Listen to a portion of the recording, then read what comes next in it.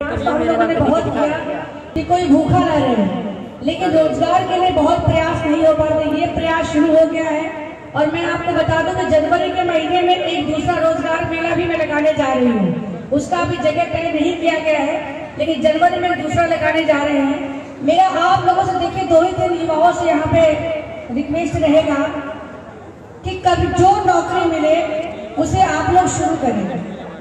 10 का 12 होता है, 20 होता है, शुरू से 20 और 50 नहीं होते। हमेशा ध्यान रखिएगा।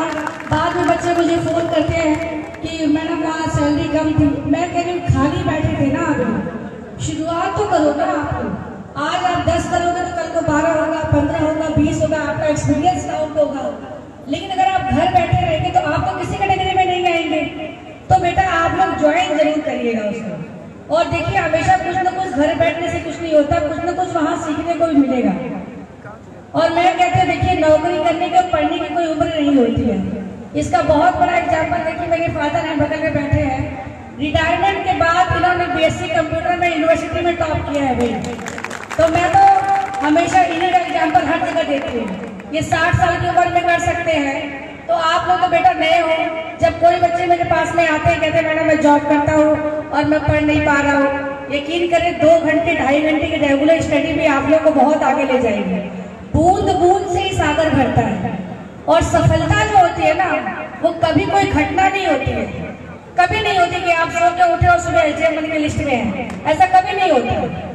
वो निरंतर एक प्रक्रिया है और वो लगे रहने से ही होती है। सब लोग कहते हैं अरे देखना लिस्ट में आया, किस्मत तेज हो गया।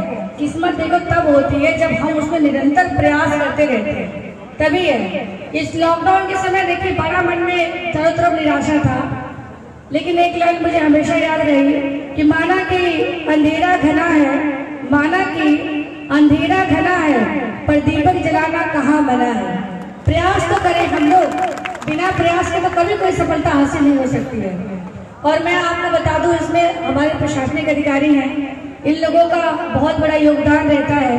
हमारे ज्योति प्रकाश गुप्ता भाई साहब भी हैं तो चेयरमैन, लेकिन मैं कोई भी काम कहती हूँ युवाओं से संबंधित तो वो भी प्रयास करते हैं। तो देखिए सहयोग में देखा युवाओं के काम के लिए अब तक मैंने किसी के मुंह से ना नहीं सुना है। जो जिसकी सीमा होती है वो प्रयास करता है। मैं तो युवाओं में देख रही हूँ। देखो बेटा मैं यहाँ राजनीति के रूप में नहीं, आपकी बड़ी बहन समझो उसके रूप में बोल रही हूँ। मैं सभी युवाओं से मैं मेल भी पढ़ती रहती हूँ आप लोगों के। मुझे कुतर्क लगता है जब वो कहते हैं कि ये काम नहीं, वो काम तो कोई छोटा बड़ा नहीं होता है, काम तो सब अच्छे हैं। बस आप कुछ करो, शुरुआत करो। आज छोटे से करोगे तो ही बड़ा होगा। और मैं कहती हूँ अच्छी जॉब के लिए आपको किसने मना किया है, लेकिन हमेशा देखो हाथ जो है ना देने के लिए उठे, लेने के लिए नहीं। बंगाली में एक कल्चर है, हाई स्कूल होते हुए अपने बच्चों का पता खर्चा बंद कर देते हैं कि भैया आप ट्यूशन पढ़ाओ, कुछ करो और पढ़ाई करो। हमारे यहाँ क्या है, मुझे तो हैरानी होती है 30 साल का लड़का भी पढ़ रहा है जी, पापा पैसा भेजे पढ़ रहा है। भाई यकीन करिएगा आप 30 साल तक पढ़ रहे तो आप 10 साल मानवीय संसाधन भी तो देश का खराब कर रहे हैं। पढ़ना बुरी बात नहीं है, लेकिन कम से कम आप अपना खर्चा निकालते हुए पढ़े, इतना तो आप कर सकते हैं। आप अपने अब यहाँ में देखिए जाती हूँ, घरों में एक आदमी कमा रहा है, 10 आदमी उस पर निर्भर है। अगर 10 लोग थोड़ा थोड़ा भी कमाएंगे तो भी तो घर आगे बढ़ जाएगा। तो प्रयास यही कीजिए, नौकरी छोटी बड़ी कुछ नहीं होती है, शुरुआत कहीं से भी की जा सकती है। और मैं तो कहती हूँ देखिए किसी को दूसरे को लेक्चर नहीं देना चाहिए। आप सब लोग अपना काम करें, मैं खुद अपने लिए भी कहती हूँ, बस उसी में सब कुछ ठीक हो जाएगा। हर आदमी अगर केवल अपनी जिम्मेदारी समझ ले तो मैं कहती हूँ कभी कोई संकट कोई परेशानी होगी ही नहीं। तो मेरा युवाओं से यही रिक्वेस्ट भी है, निवेदन भी है। और आप लोग कुछ भी कहें ताकि हम लोग को प्रोत्साहन मिलेगा। अगर आप लोग ज्यादा से ज्यादा ज्वाइन करेंगे, अभी मैं देखती हूँ कई लड़कों का बाहर हो जाता है तो बोलते हैं दीदी ऐसा हुआ था ना बिहार भेज रहे थे, दीदी ऐसा। अगर मान लीजिए वही सरकारी नौकरी मिलती और अंडमान भी होता तो भी जाते कि नहीं जाते, जाते ना। तो प्रयास ये कीजिए जो मिले जैसा मिले ज्वाइन कीजिए, नहीं मिले तो अगले रोजगार मिला फिर प्रयास कर लीजिएगा, लेकिन घर ना बैठे।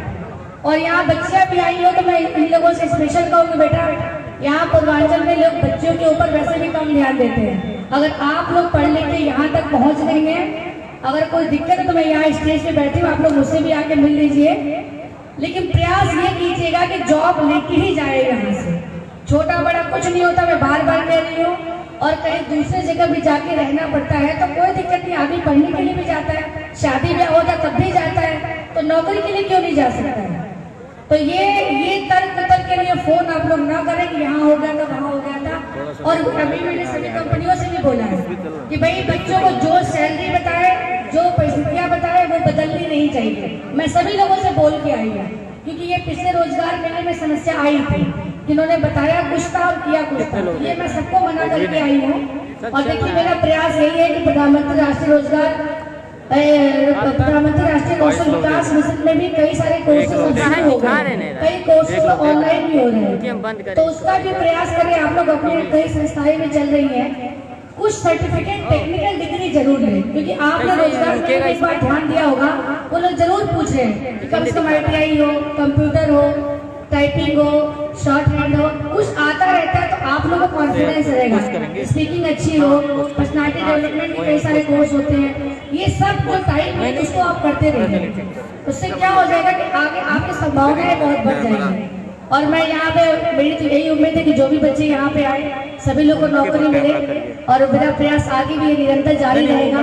प्रयास यही है कि हर घर में बेरोजगारी का ये जो प्रहार है वो खत्म हो, और इस कोरोना काल में इतने संकट के टाइम में इतने प्रयास हम लोग प्रशासन की तरफ से करते, तो मैं प्रशासन के लोगों को बहुत बहुत धन्यवाद देना चाहूंगी।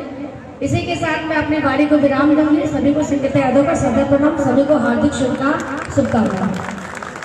धन्यवाद।